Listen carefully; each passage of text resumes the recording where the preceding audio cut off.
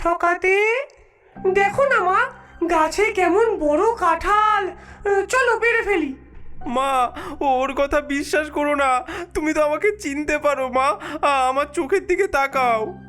রবিনের মা ধীরে ধীরে এগিয়ে যান, কিন্তু লক্ষ্য করেন রবিনের চোখে একটা অদ্ভুত চাহনি। কিছু একটা ঠিক নেই। রবিনের চোখে এই কেমন জ্বলন্ত দৃষ্টি। একজন মায়ের চোখকে ধোঁকা দেওয়া সহজ নয়। তিনি লক্ষ্য করলেন এই রবিনের চোখে সেই চিরচেনা স্নেহের দৃষ্টি নেই।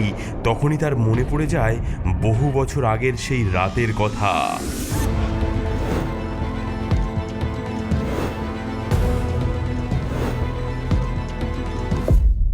মা, কি ভাবছো?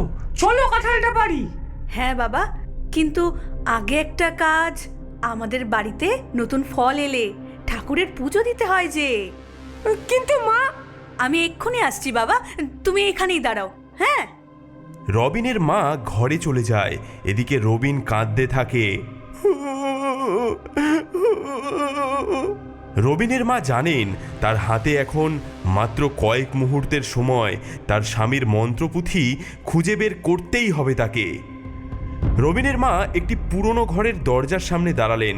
এই ঘরে তার স্বামীর গোপন সাধনার জিনিসপত্র রাখা আছে। এই ঘরে ঢুকতে স্বামী আমাকে মানা করতেন, কিন্তু আজ যে ঢুকতেই হবে। তিনি ঘরে একটি কালো বাক্স খুলতেই ধুলো ওড়ে। সেখান থেকে একটি পুরনো মন্ত্রপুঁথি বের করেন।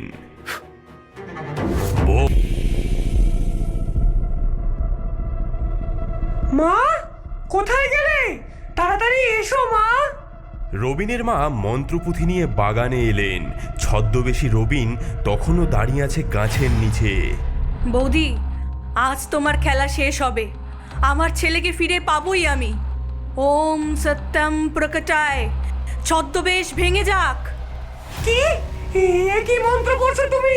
হ্যাঁ, মা, মা পড়ো, মন্ত্র পড়ো মা। তুমি তুমি সেই মন্ত্রপুঁথি খুঁজে পেয়েছো? হ্যাঁ বৌদি, আমার স্বামী জানতেন তুমি ফিরে আসবে, তাই তিনি সব ব্যবস্থা করে গেছেন। হ্যাঁ, তোমার স্বামী, সে আমার দাদা হয়ে আমার সর্বনাশ করলো। আমার স্বামীকে আমার কাছ থেকে কেড়ে নিল। না বৌদি, তিনি তোমাকে বাঁচাতে চেয়েছিলেন। কালো জাদু তোমাকে গ্রাস করেছিল। মায়ার বন্ধন খুলে যাক, সত্যের আলোয় মুক্তি পাক। ওম বিমুক্তি স্বরূপায় নমঃ। জাদুমন্ত্রে কাঁঠালটি তীব্র আলোতে জ্বলে ওঠে এবং তার থেকে রবিন বেরিয়ে আসে। মা, মা!